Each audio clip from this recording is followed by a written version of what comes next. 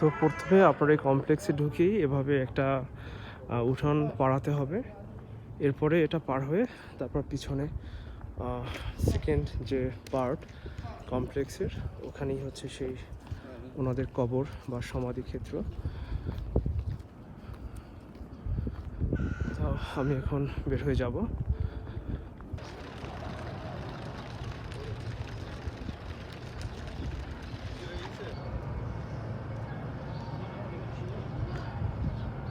আমি আমি এখন রয়েছি চেরাগ আলী হোলি শ্রিনে।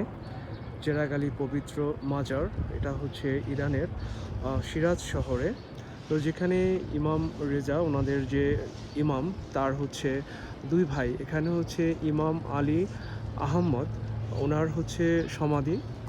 আর এই যে পুরো কমপ্লেক্সটা দেখানোর চেষ্টা করছি।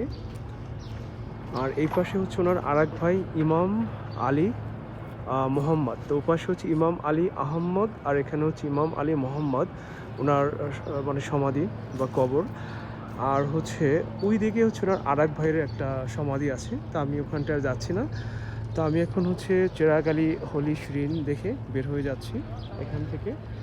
এখানে সিয়া সম্প্রদায়ের লোকজন, ওনারা হচ্ছে জিয়ারাত করার জন্য আসে। অন্য মুসলিম সম্প্রদায়ের মুসলিম